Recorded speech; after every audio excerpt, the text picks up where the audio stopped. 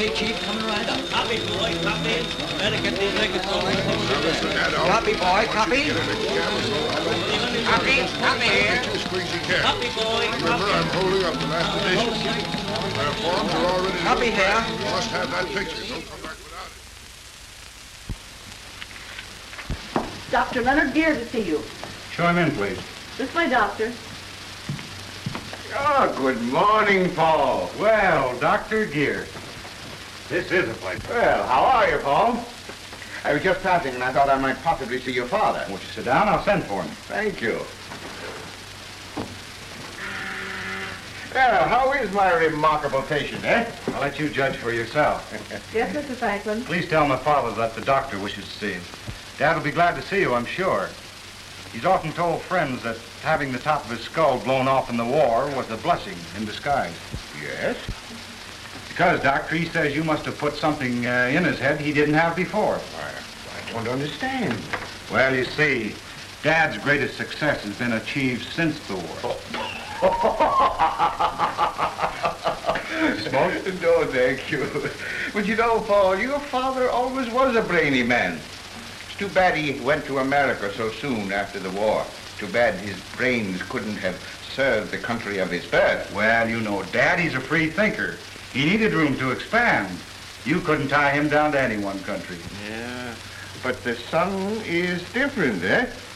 What does your father think of your romance with the daughter of our beloved general, eh? Why, he's delighted. Came over to attend the wedding. You see, the general and father were boyhood friends. Of course they were, of course. Oh, time brings many changes. The war, now the new government, and...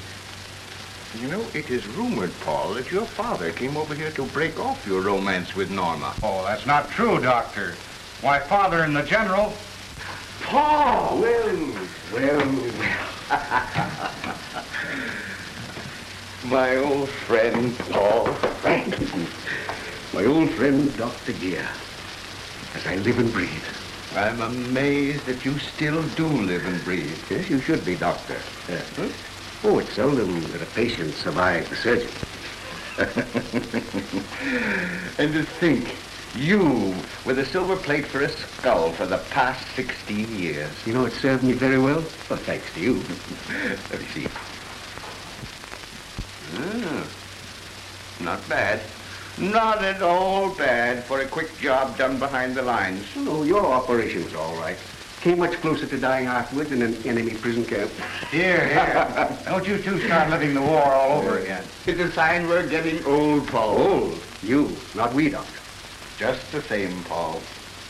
Take my advice and don't permit yourself to get too excited. Oh, I see. You're afraid I might get a short circuit? Oh, outside of occasional dizzy spells, Doctor. Well, I wouldn't know that my head was off the gold standard. Well, it's your head. Well, you're just as irresponsible as ever. Never obey a doctor when you're well. That's one of my mottos. Say, tell me, Dr. Gear, what kind of an experiment is this country attempting in government? Well, I might ask you the same question about America. You see, Dad, you two can't keep from discussing major operations. Oh, which reminds me that I'm due at the hospital to perform one in exactly 15 minutes. But I'll see you tonight at the dinner in your... Oh, these dinners. Doctor, it isn't my head that you should be worrying about. It's my stomach. Perhaps. Why, Doctor, you're dropping again. Oh, thank you. I will, Paul. I'll see you tonight. Goodbye, old friend. Goodbye. Goodbye.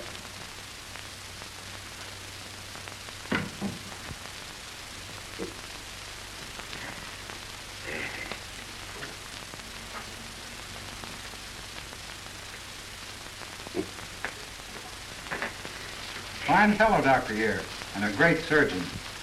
An awful braggart. What?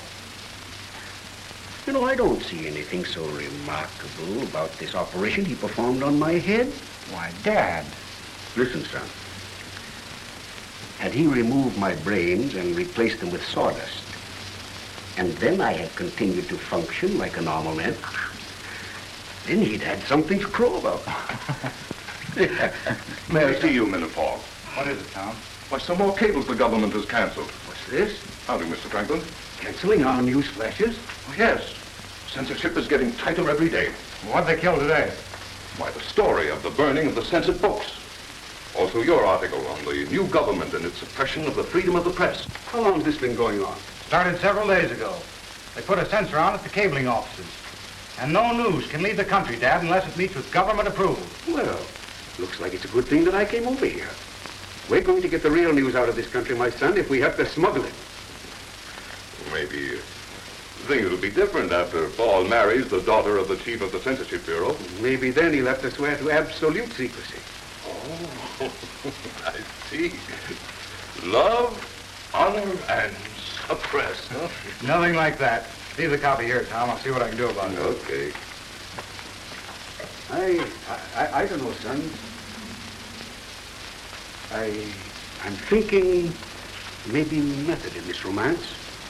Oh, nonsense, Dad. Norma and I love each other. Oh, I've no doubt about that, Paul. And I think she's a wonderful girl. But knowing Felix Faulkner since a boy, I can see now that he is chief of the Censorship Bureau, how he would welcome a family tie with a junior member of the world's most powerful news syndicate. Are you inferring that I would permit sentiment to interfere with our business? Has happened, son. Listen, Dad, Norma and her father are due here any minute. The general wants to speak to you about your reception. Oh, splendid. It'll give me an opportunity to ask him just how far he intends to go with this suppressing of free speech. Listen, Dad, that's just what I don't want you to speak to him about. General Bachman and his daughter are here. Oh, show them in, please. Now, careful what you say, Dad. Paul, if this new government intends to take away the freedom of speech and the freedom of the press... Good morning. May we interrupt this conference? At any time. Come right in, dear. Oh, good morning, Felix. You know, I thought state officials never got up until noon. No. Well, you look pretty enough to kiss. Now, do you suppose your prospective father-in-law could... Of course, why not? There you are, son. Nothing like starting the day out right. Why, it makes me feel 20 years younger. She's a wonder, Felix. Must get all the charm from my mother, though. You know, he was a rascal as a boy now. Yes, so Mother told me. Yeah, and she knows. I haven't much time this morning, Paul. It will please me. Why, of course. You know, I thought this was just a social visit. Paul, if you and Norma will excuse us. That's not necessary. I merely... It may not be necessary, but perhaps advisable. Come, Norma. At your service, sir.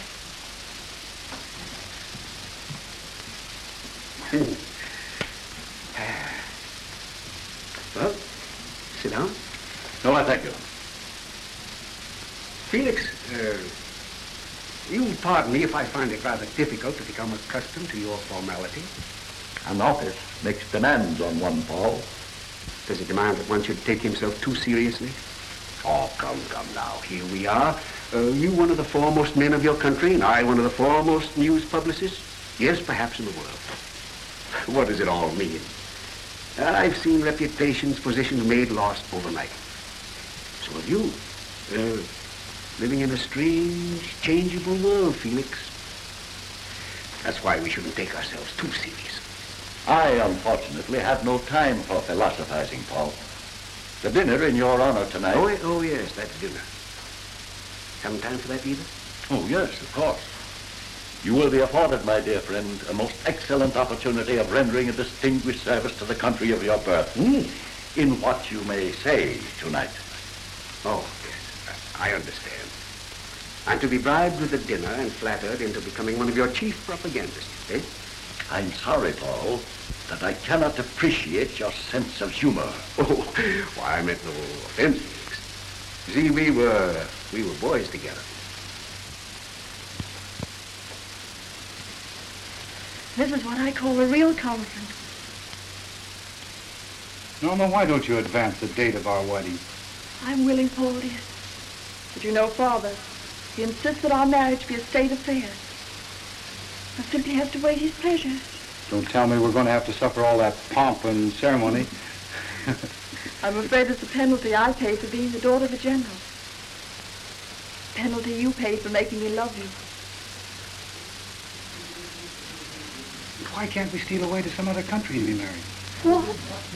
And start another world war? Don't be foolish. Oh, but Norma, I've waited so long. I'm afraid we've left them alone too long already. Your son should never have permitted these My bulletins. son is merely living up to the principles of the business I founded, giving to the public the truth at all times.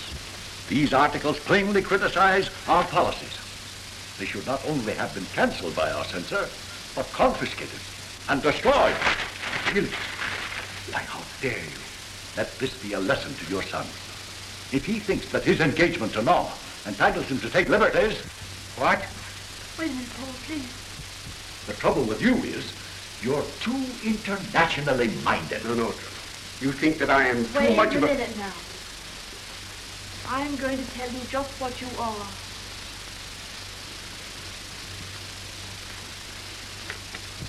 You're just two sweet, lovable old fools.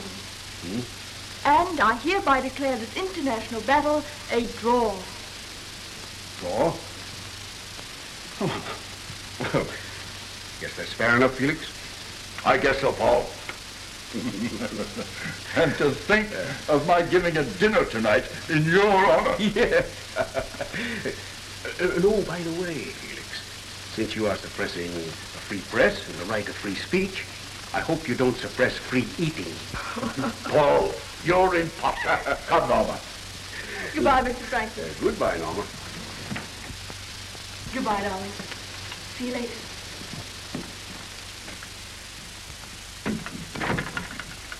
Dad, General Buckner is ruthless. Oh, you think you know him, but you don't.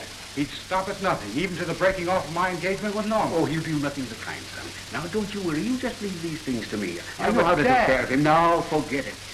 Stop worrying, son. And excuse me now. I must get to work on my speech for that dinner. All right. Yeah. Move.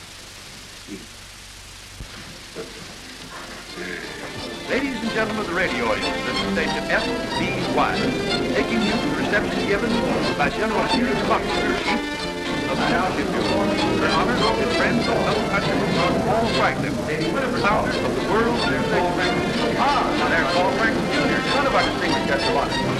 Cousin General Buckner, well, ladies and gentlemen, here is the I experienced you down with her. Everyone seems to be having a moment now. Wish you were here to join us. Announcing before me Colonel Joseph Salter and his charming wife, Lady Winifred Salter. And tonight, we welcome back to his native land a man whose name has become an editorial byword in every language and hamlet of the civilized world. We pay a former citizen the rich homage that is his due, and we ask him to give us his impressions of our beloved country under the new government. Permit me to have the honor of presenting the eminent Paul Franklin Sr.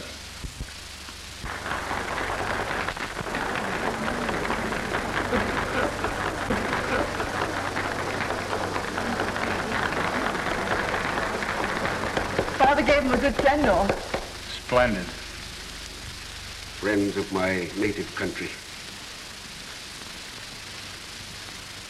My dear friend Felix Buckner, you know it isn't easy for me to address you as Chief of the Censorship Bureau. Perhaps it's because I think of you as a boy, when there was no one to censor us for the many pranks that we played. Those were long, long years ago, Felix. But I'm wondering if we are not, after all, still boys under the skin. I'm wondering if both of us wouldn't like to go back to those carefree, fun-loving days, to our country, at a time when its people were joyous and free, with a happy song on their lips and in their hearts, laughter in their eyes. Days before we men grew up to an exaggerated sense of our own importance.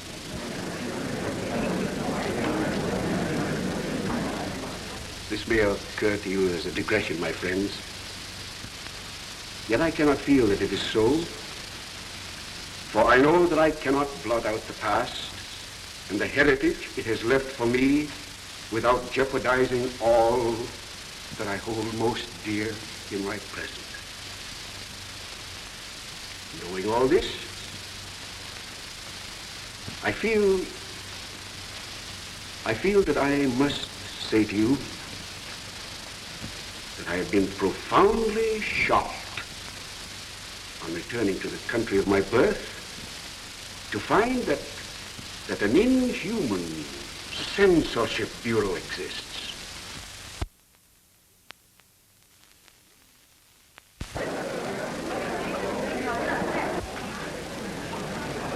That this new administration has turned its back on the efforts, the constructive efforts of centuries. It has incited racial hatred, brought about religious intolerance, and is ruthlessly destroying the liberties of the people. Careful, Paul, careful. Why, do you realize that the suppressing of the freedom of speech and of the free press means the surrender of your own personal freedom? The decline, the downfall of this country? I don't understand, Dad.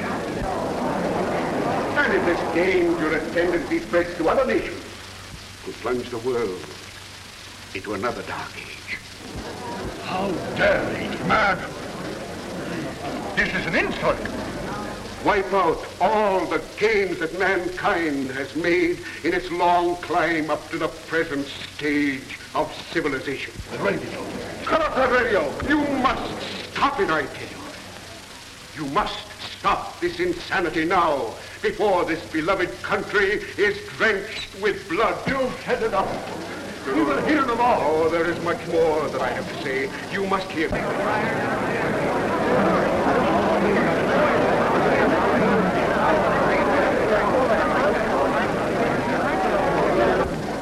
I feel it here, in my heart. Get father out of here. Oh, by what right?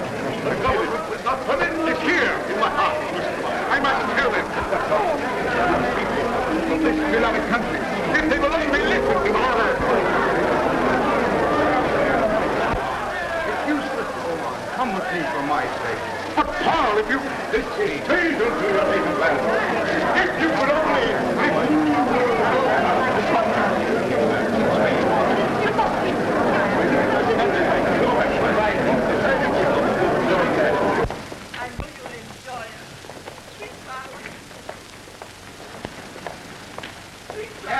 Cap! That's why I want you. 17 Park Place. Okay, Cap.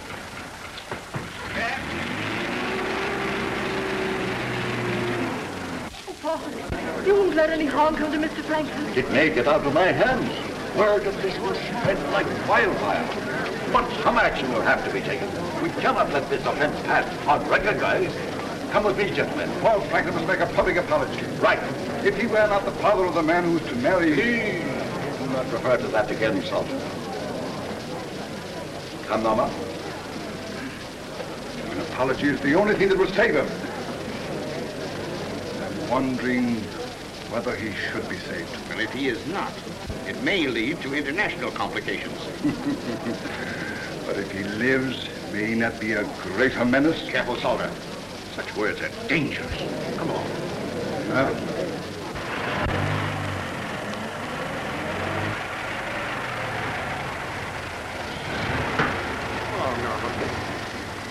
You will take my daughter to our home.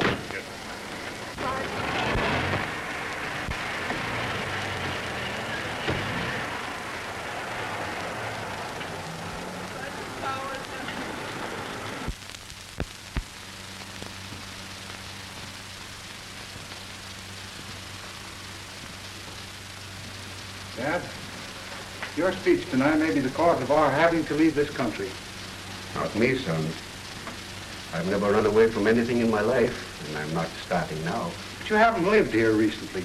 You can't tell what they might do. I've never been afraid when I know that I'm right. But, Dad, your life may be at stake. Oh, there, son. Don't you worry about that. Why, they wouldn't dare. Oh, they might. I've seen men's lives crushed out right before my eyes. What you said to General Buckner tonight has to be squared. I'm going to Norma and try to get her to intercede with her father. Oh, no. That'll just be a waste of time, son. My old friend, General Buckner, doesn't feel the injustice of what he has done in his heart and in his soul. Why, even Norma... But it's worth trying, Dad. She's the only one that has any influence with him. No. To go to her would be dangerous. If she mistook your motive, why, you may lose her. Love and political intrigue won't mix. Just the same, I'm going. I won't be long.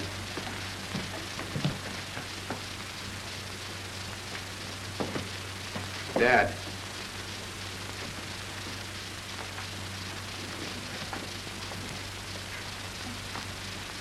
Whatever happens, I just want you to know that I'm with you all the way. When I heard what you said tonight for the first time, I realized what it all meant. I was proud of you, Father.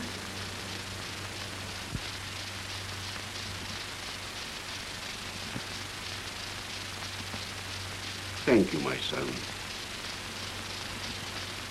Thank you. So long, Dad.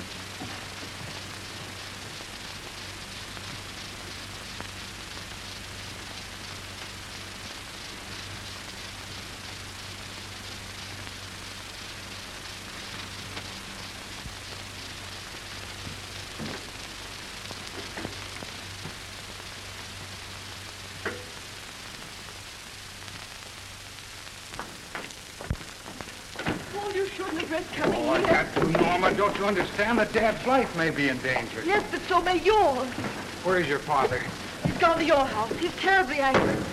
I don't think he'll listen. Oh, I'm sure he will if you'll only appeal to him. But what can I do? Just tell him that Father didn't mean to insult any of those people tonight. Hey, here's a hot one. What's that, Bill? The psychology of our human existence.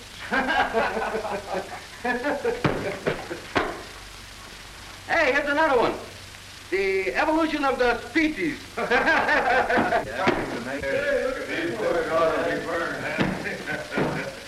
this one. Can you imagine a bird having books like these? Yeah, that's a waste of time reading that stuff. Here's another one of them. What's this? What are you men doing here? Government orders. Orders for what? Destroying all books on the condemned list. Oh, but you can't. Here. Well, you can't do this. You can't do this, I tell you. Oh, who says we can't? These books have been censored.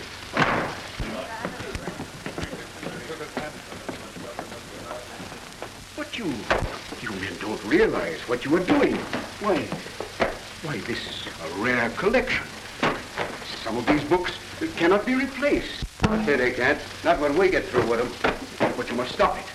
You must stop it, I tell you. Here, you! Stop it, I tell you. You must stop it.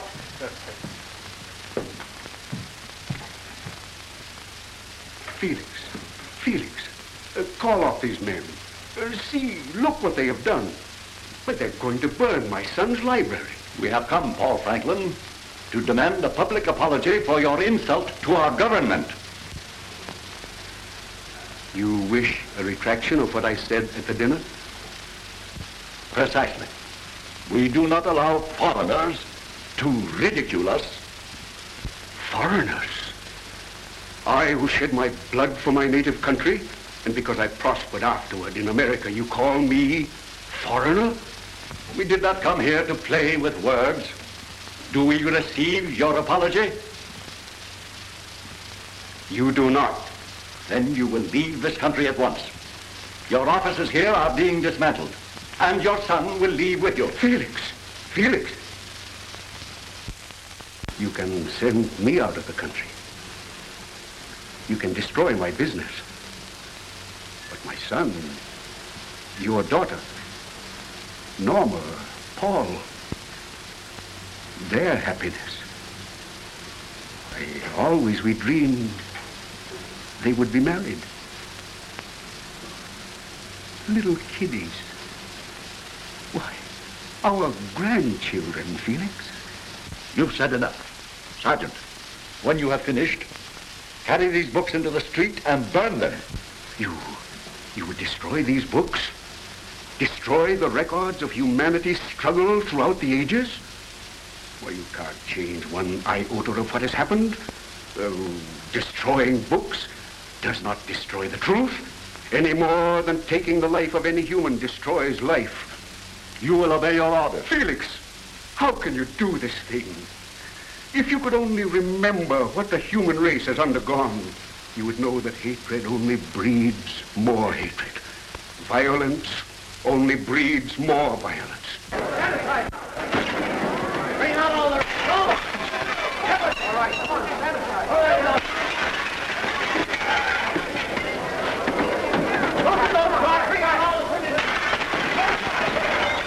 We have no time. Felix, wait. Wait. You are going to see. I'm going to show you. I'm going to show you out of the very records of the books you would destroy. I'm going to take you back to the time when this earth was born.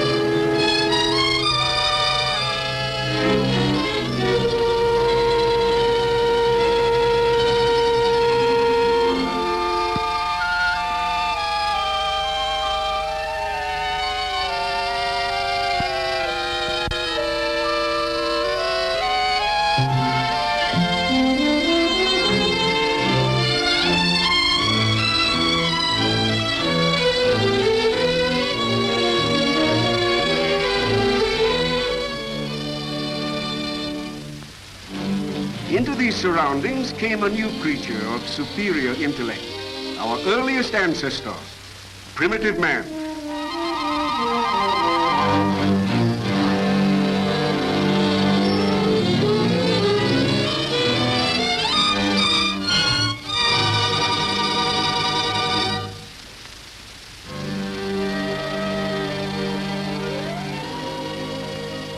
It took thousands of years for man to develop. But as he gained mastery over the animal world, his thoughts began to refine his physical body.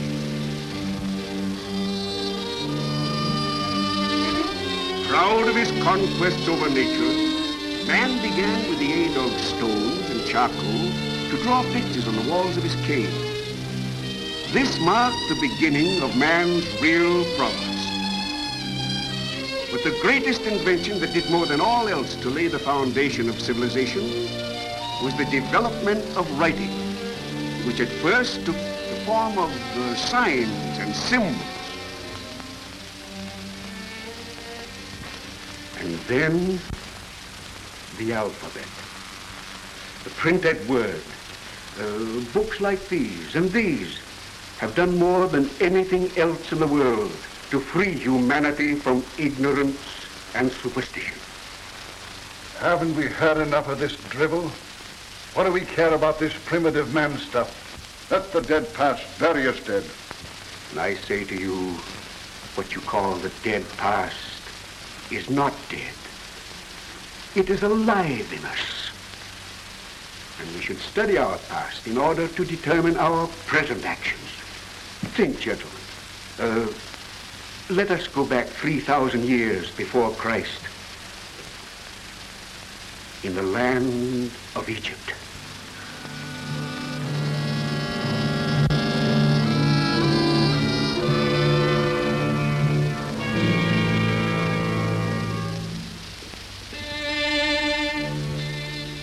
"1,200 years later, Moses, founder of Judaism and the first outstanding spiritual leader, gave the world the 10 Commandments.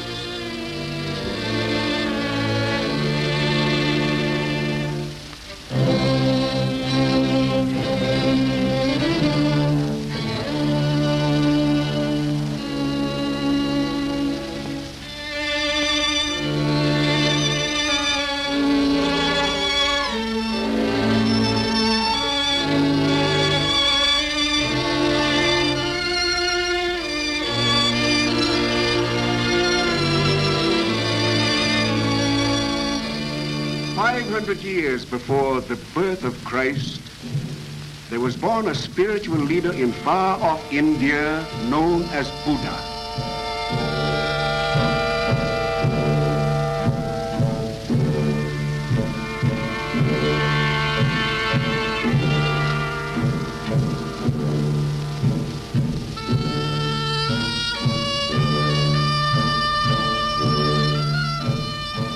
Buddha taught that the 3 great sins in life are self-indulgence, ill will, and ignorance. Millions of his followers now baptize themselves in the river Ganges, along which Buddha preached.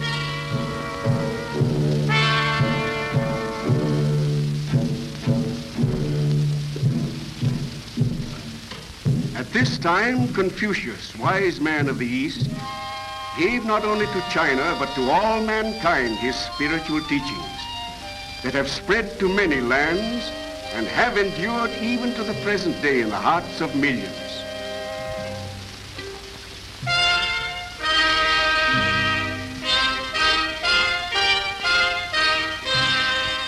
Mighty and tyrannical warriors followed in the wake of these spiritual teachers: Alexander, Hannibal, and then Julius Caesar, whose conquests changed the map of the then-known world.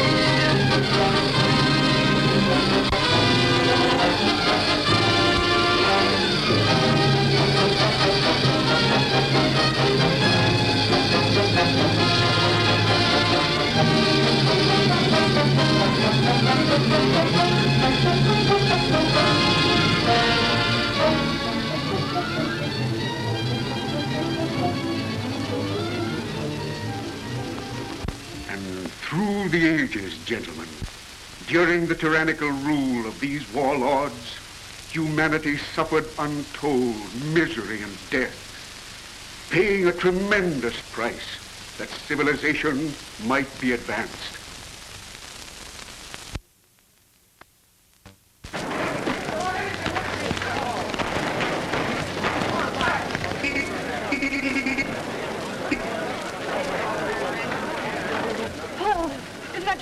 Yes, I wonder what it's all about.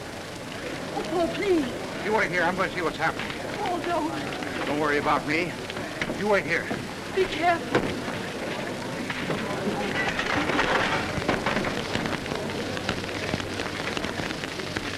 What's going on here? Stop it, I say. Government order. Why, this is my office. You have no right to destroy my records. Oh, yes, we have. And then, gentlemen, followed the greatest event in the history of mankind, known only to the wise men who followed a star of Bethlehem.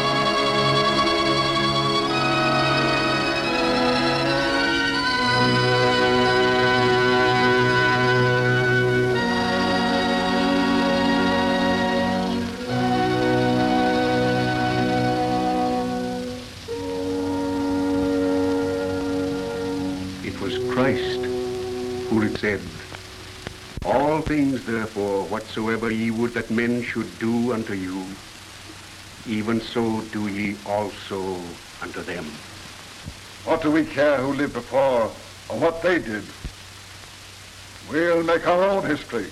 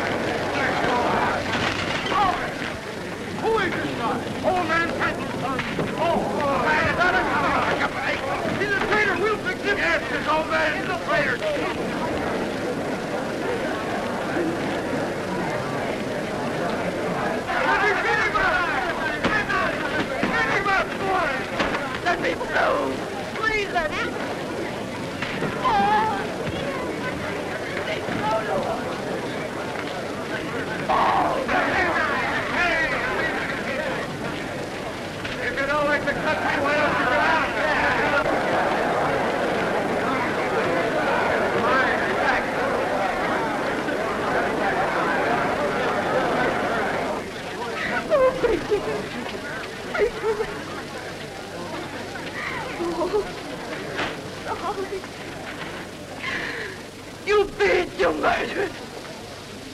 You killed him.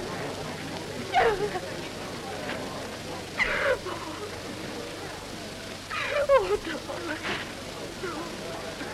And 500 years after Christ was crucified, there was born into the world Muhammad, the great prophet of the Arabs. Muhammad again reminded man of his sins, extended his faith to many lands.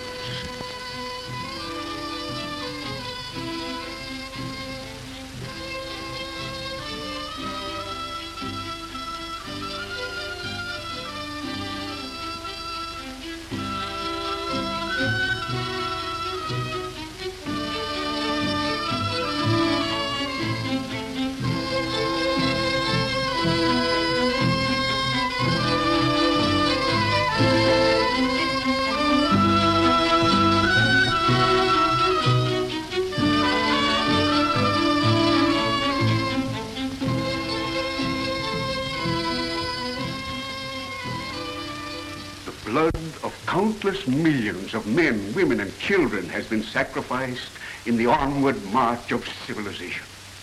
Men of great courage throughout the ages have defied death to preserve the principles of freedom.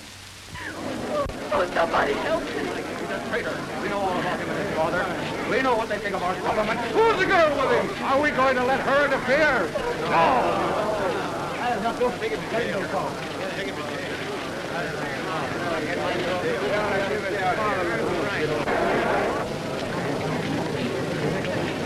Stand back, please. Stand back. I'll drive the cab. I must get to my father. I'm going to get you to a doctor. What's wrong, Arthur? You're going with me to a doctor. I'm sorry, miss. You should be. I'll see that you're severely reprimanded for this fruitless assault.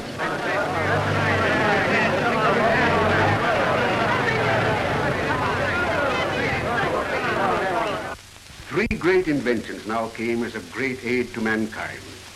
Gunpowder, the sailor's compass, and the printing press. Gunpowder revolutionized war. It brought an end to the days of knights in armor. One man with a musket proved more deadly than 100 men in metal suits.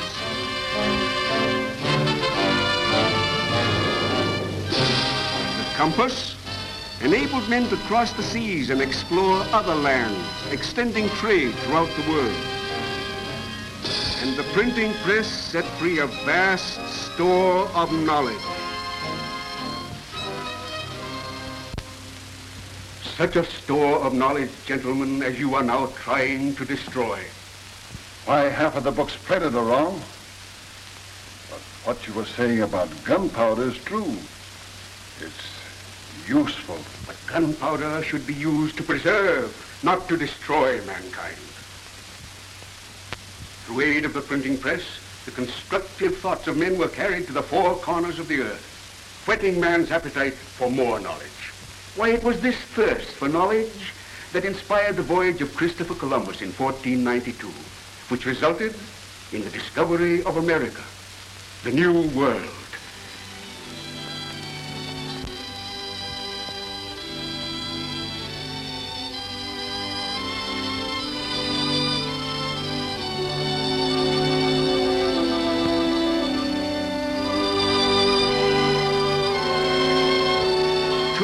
Years later, the Pilgrims, seeking religious freedom, landed on Plymouth Rock, and the colonization of America began.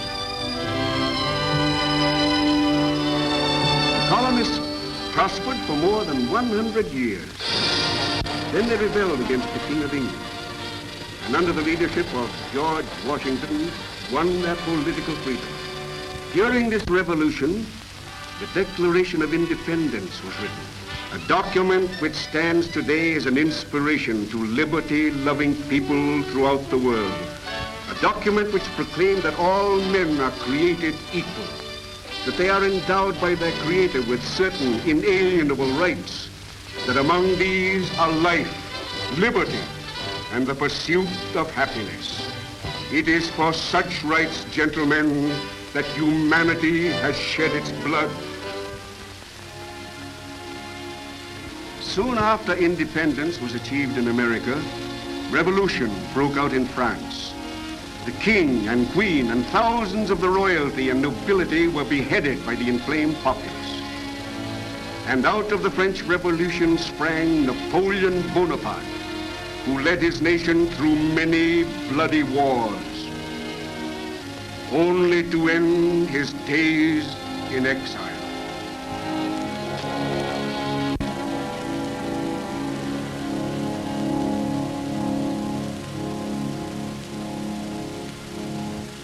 And less than 100 years later, gentlemen, the United States of America, which had extended its boundaries from the Atlantic to the Pacific, was torn by a great civil war. Father against son, brother against brother, the South against the North, in a bloody conflict to decide issues upon which the very destiny of the new world depended.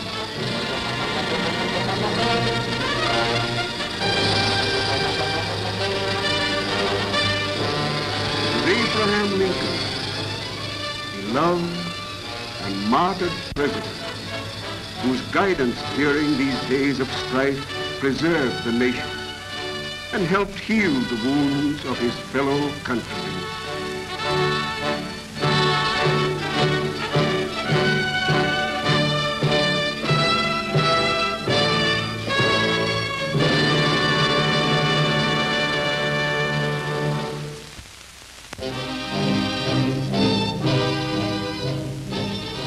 Beginning with the 19th century, inventions came thick and fast. modern improvements leaped from the minds of men and revolutionized industry.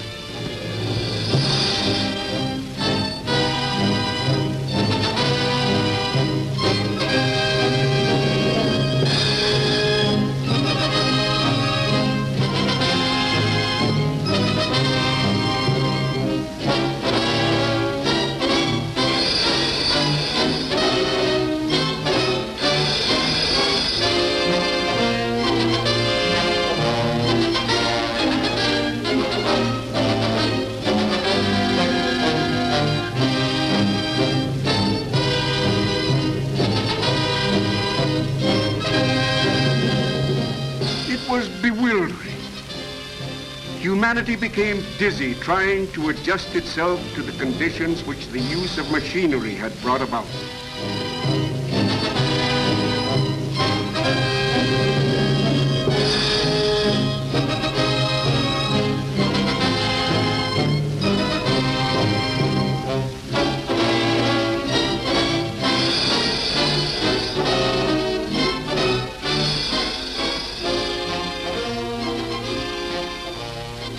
After all these modern developments, one would presume that the world had at last reached the first stages of a real civilization.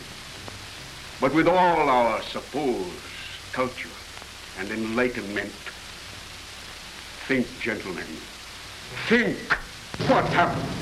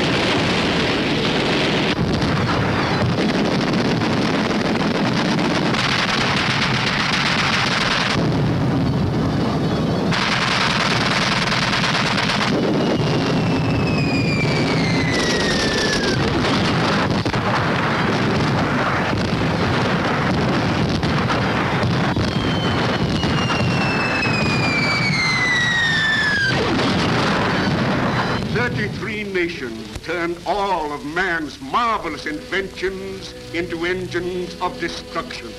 The loss of human life was unbelievable.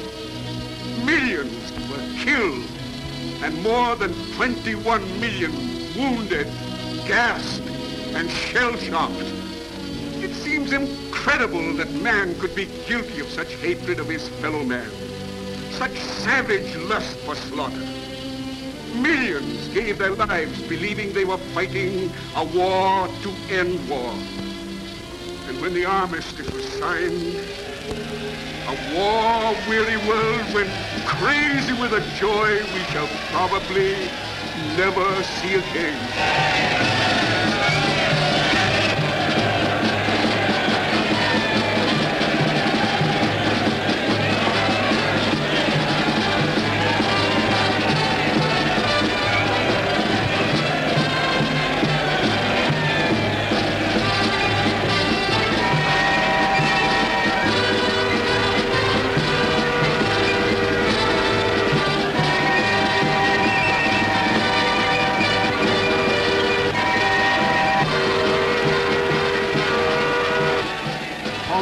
Great rejoicing after the armistice, there came the fiendish pursuit of money, money, money.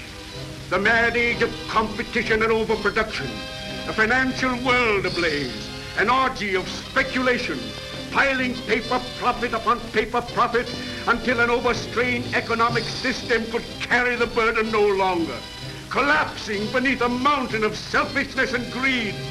And then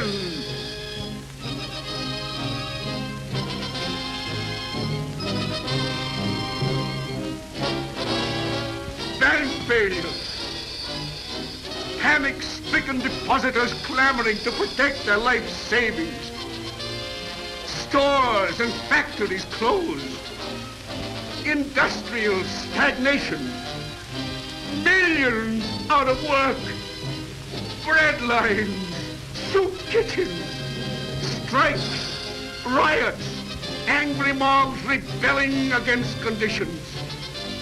Destitute, homeless, hopeless men, women, and children, bewildered in their pitiful distress. Everywhere, unrest. Everywhere, humans trying to find peace and happiness, trying to find it by placing the blame of the ills of the world upon anyone else but themselves. We are all equally to blame. We have misused the great gift of life, and life in its turn is misusing us. We are getting back just what we have given out. No more, no less.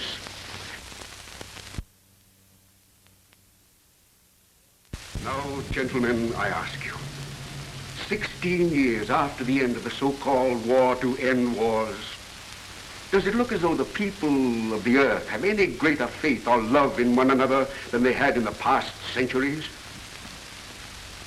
Look about you. Not a very pleasant or hopeful picture, is it? Hardly designed to promote peace on earth, goodwill to man. Today, the peoples of many nations are trembling on the brink of another great war. A war more terrible, more horrible, more devastating than the last conflict. A war that threatens not alone soldiers on battlefields, but a war aimed at the ruthless destruction of cities and the merciless slaughter of innocent humanity.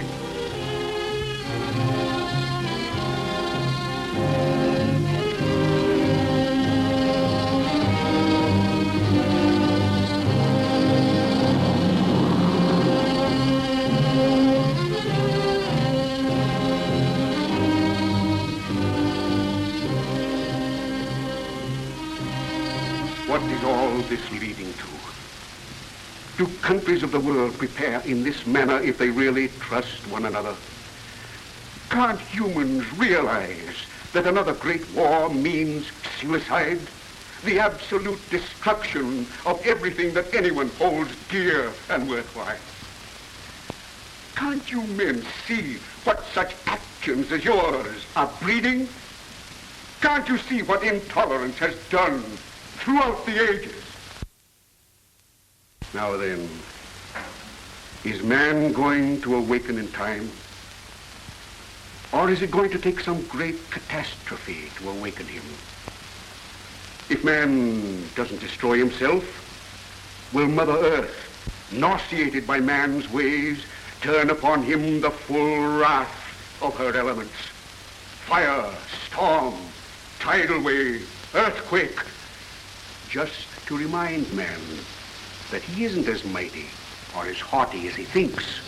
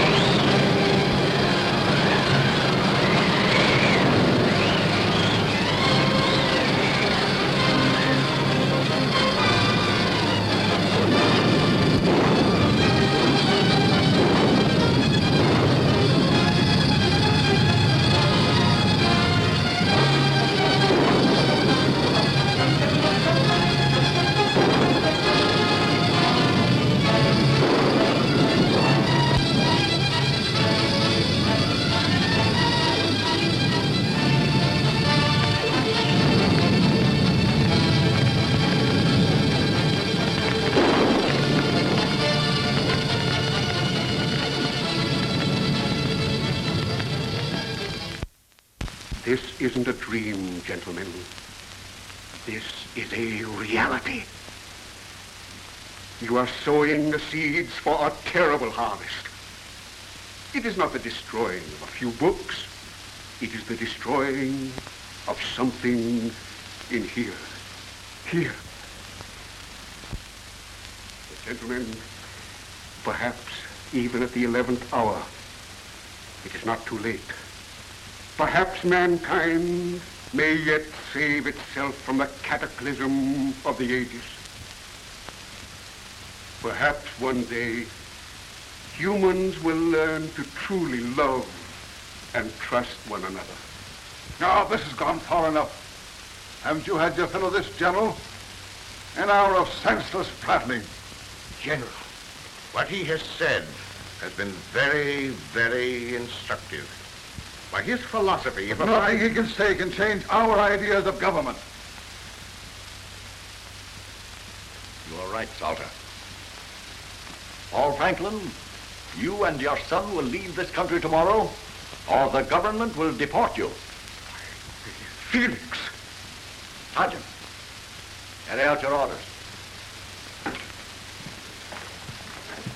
But Felix! Felix! Step aside. Oh.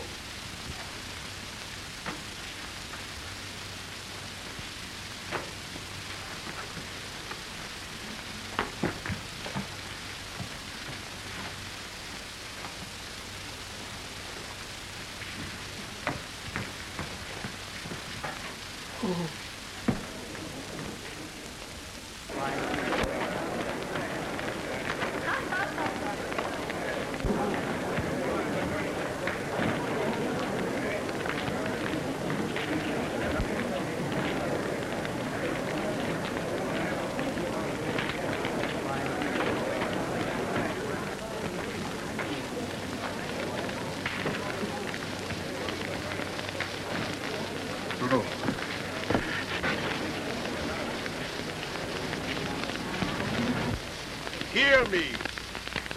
Hear me. You, the people of this beloved country I speak. Do you know what you are doing? It isn't these books. It is the principle of human freedom you are destroying. What's he blabbing about? A lot of Sunday school stuff. Don't you people realize that you are really destroying yourselves? Are you blind to the danger of suppressing individual liberties? Are you helping heap fuel upon a fire that can only lead to your own destruction? Well, that's old man Franklin. Why, he's not even a citizen. He doesn't even belong in this country. I'll shut the old windbag up.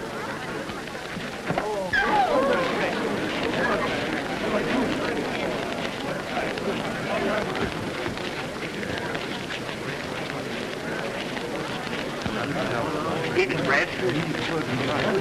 That guy's pretty right. That's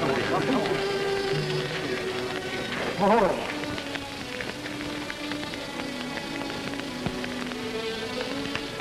Seems to be badly injured, General. This is horrible. Carry him into his home. Soldier, take him inside. You go with him. Do everything possible. Dollar, see that the ruffian who did this is caught and severely punished. Careful. Let's go. God. Find the man who did this. Arrest him.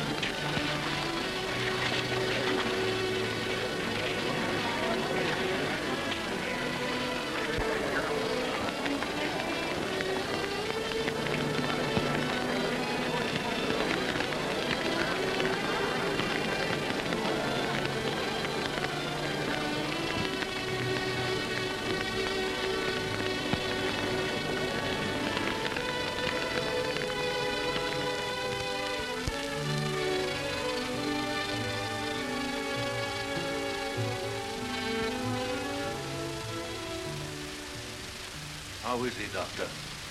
I'm afraid, General. His old war injury, You mean? his plate. I'm afraid that the blow has...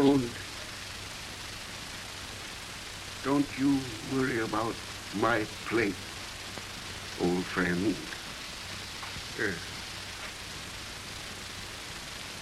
It's all right. You did a fine job.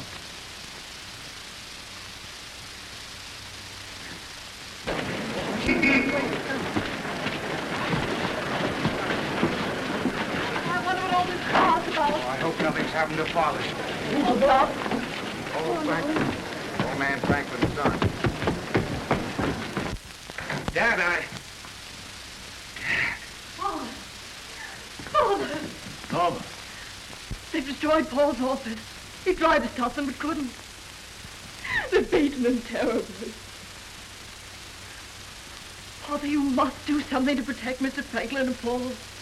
Can't you see that you must?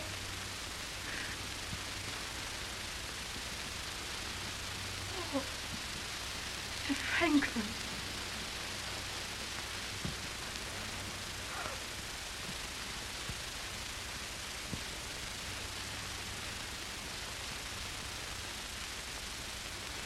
No, Norma. He can't see. He's blind. Blind to the inevitable. But I can see. I can see that mankind will never be truly civilized until all races become one in spirit, understanding, brotherly love.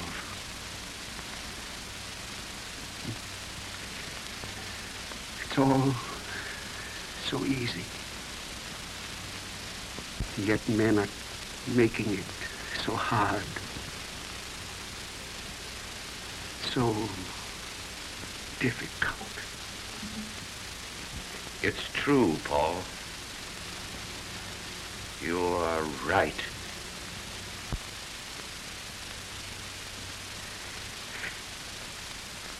Oh, if men could only see.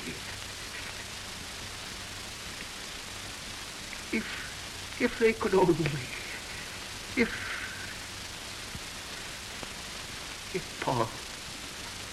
Paul, my boy, where are you? Here, Father. Here.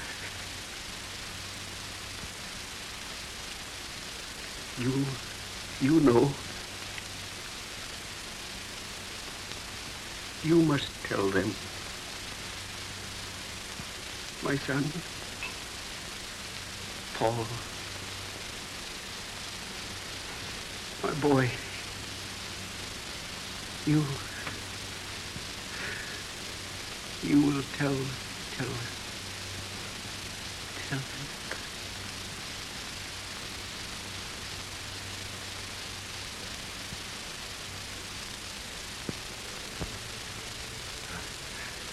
I shall not fail you.